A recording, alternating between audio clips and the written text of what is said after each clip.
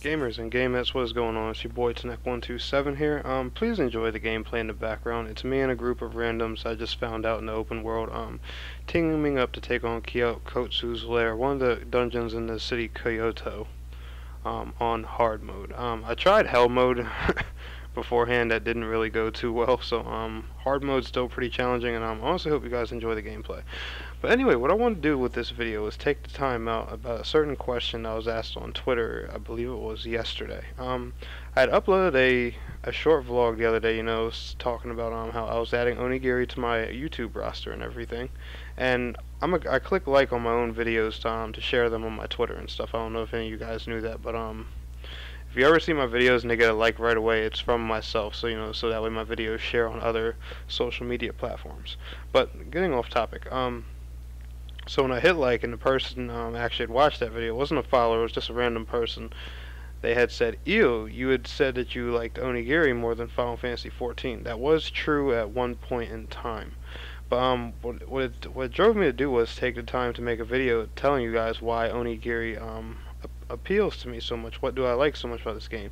The game's still, buggy, glitchy, and a lot of people can't really get into it like that. Like even my own girlfriend, I was trying to get her into it. She doesn't, it doesn't appeal to her much. I've had a few friends try it. Some like it, some don't. You either love it or hate it.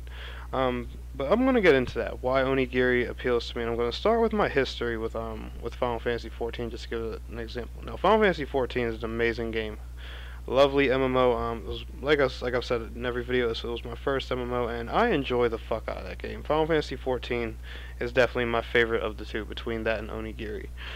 But when I first got into Final Fantasy 14, it was like I told you guys, I didn't know the mechanics of an MMO. I didn't know what a tank, healer, or DPS was. My assumption was big online RPG. Go in dungeons with your friends, wreck shit. Do whatever. But I didn't know about, the science of, tanking, healing, DPS, positionals, all that stuff. I didn't know any of that exists when I played Final Fantasy 14. I'm a sensitive guy. I'm one of those type of people that, wears his heart on his sleeve. I don't have, the thickest skin on the planet, which is kind of weird, because I do YouTube and stuff like that. There's some things, I can take criticism for, but one thing personally I've really taken into consideration I honestly do need to work on as a person is any criticism towards video games. So that's if someone criticizes me or my own personal skill in video games, if someone criticizes a game I like, it's just a personal issue I have, and it's something that I honestly need to work on. But when it came to Final Fantasy 14, it's like I told you guys, I started as a tank and I was bashed a lot as a tank. Actually, in the beginning of the game, my first dungeon run ever, Artful Vengeance, was with me, and he had got a chance to explain to the guy that I was new. He had said, please don't rage at him and stuff like that, because he knows me as a person and how I would feel, and it was a great thing for him. And the guy was kind enough to say, oh shit, this guy has never played an MMO before, so he doesn't know the first thing of tank mechanics, DPS mechanics, and anything. And the guy sat down in Satasha with me. We stood there for probably a good 20 minutes before we even started dungeon.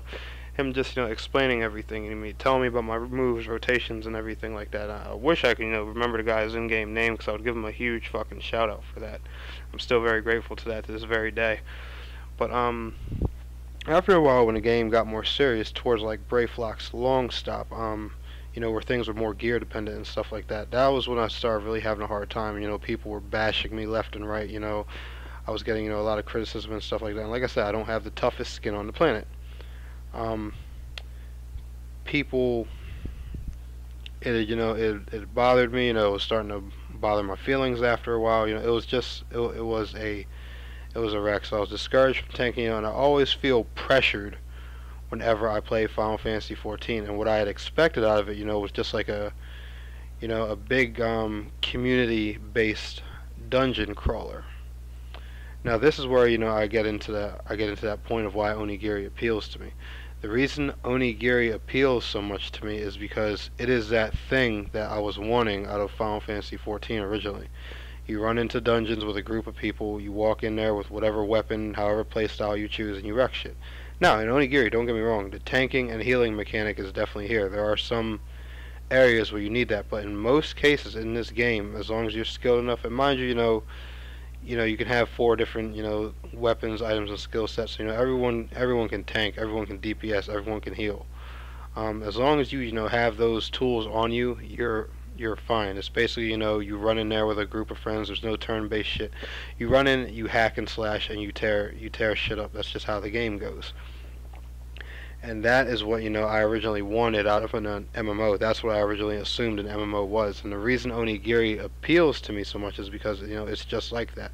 I don't have to have the pressure of being a tank and not worrying about holding aggro or healing or making sure my DPS is on point or stuff like that. That elitist mentality is not in here. Now, granted, I don't give Final Fantasy 14 any downings and stuff for that because it's a subscription-based game. People expect you to play the game, do your job right, and stuff like that, which is completely understandable.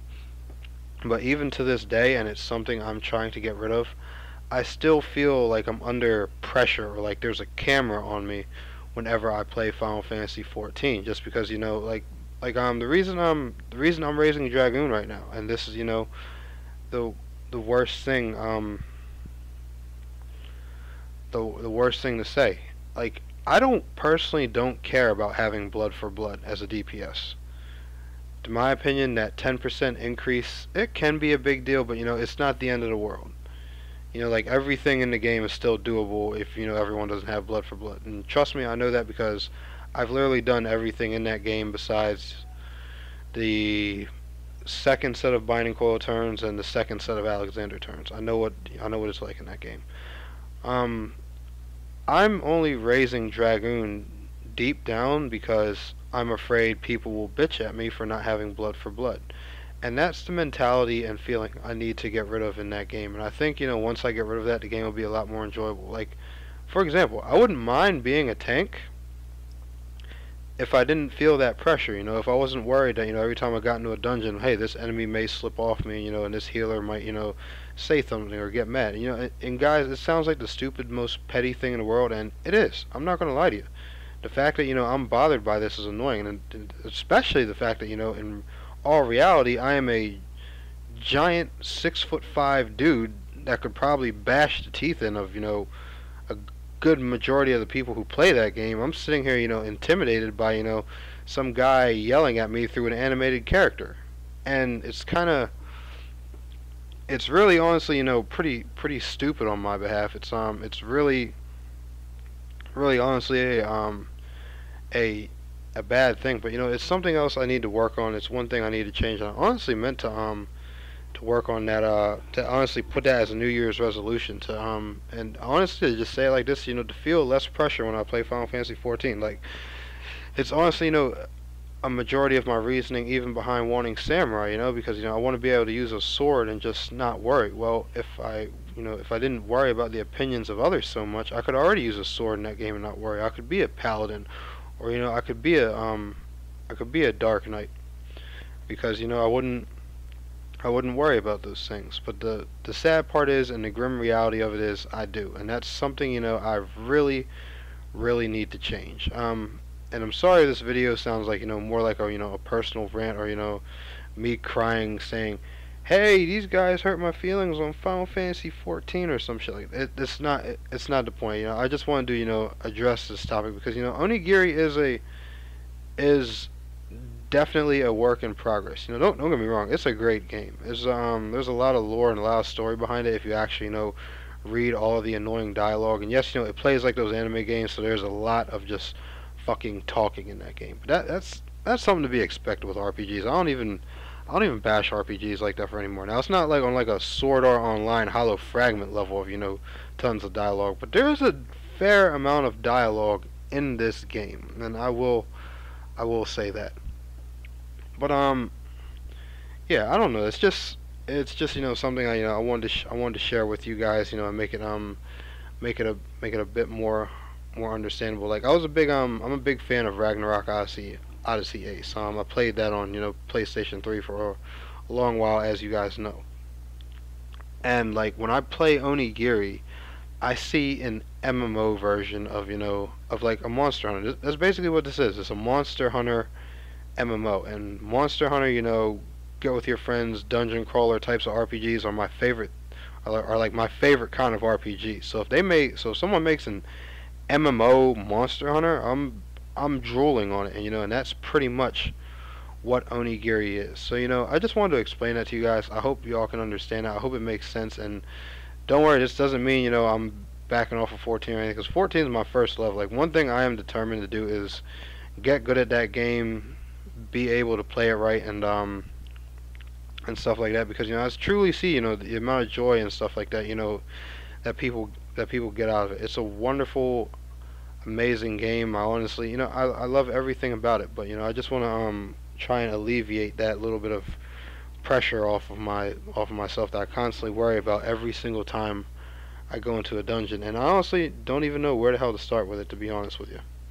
So if you guys honestly have any comments you can leave, any tips and stuff like that, like tell me about your first MMO experience, if you ever dealt with criticism in a game or some shit like that. I mean, I even used to play game battles. I don't understand why the criticism even bothers me in a Final Fantasy game, but I have no idea. It's just what happened, how things happened, and how it turned out.